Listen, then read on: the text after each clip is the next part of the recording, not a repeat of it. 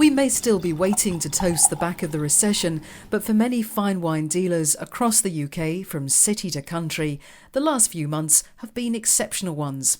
In the village of Hurstpere Point in Sussex is South Down Wines, owner Lucy Driver.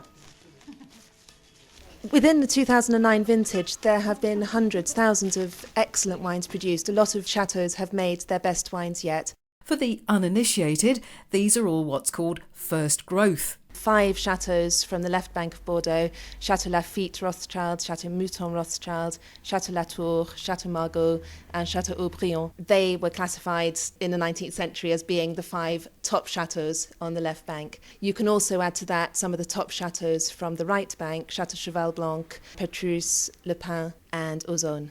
At Christie's auction house in London, a Petrus 1982 is expected to fetch around €4,500.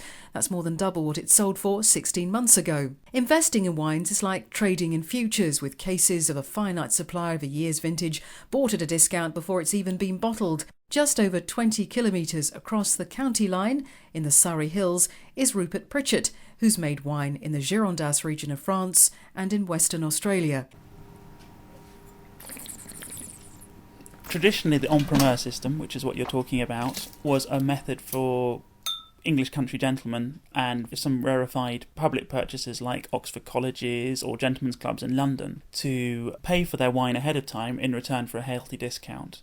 What's happened in the last 10 years is it's been seen as an investment vehicle by city traders, treating it no differently than they would to copper, gold or whatever, and as a result prices have escalated beyond all recognition. But Rupert, who owns and runs Taurus Wines, sounds a note of caution for anyone thinking of investing rather than drinking their wine. Always buy from a merchant who's been around a long time, because chances are they'll survive longer. Sky-high prices for some truly rare old fine wines can make them worth more than a studio flat.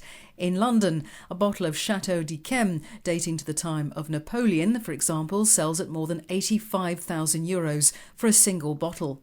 And for some investors, there's never been a better time to deal in wine. And many of them are not in London, but in China. Many experts say Hong Kong in the Far East has replaced London as the wine capital of the world, with the French Bordeaux Lafite, known as Lafay, to the Chinese the most popular. Here in Britain, the man and woman in the street is divided on wine as the investment for the future. Nice dry whites and some jolly old reds, yes, why not? Champagne. If you have the money, then wine makes a very interesting punt. End of the day, it's a liquid asset, so it's always going to end up getting drunk up. I'd probably go for that, but I'd be very tempted to go over and open a case of it and drink it probably in a few days after I bought it, most likely. So maybe not such a good idea, obviously, in terms of investment for me. So what's the next big thing? Wine seller Rupert Pritchett again. Big Greek reds. The most pronounceable one is called St George, so I suspect in the UK market that will do quite well, and they just offer something different.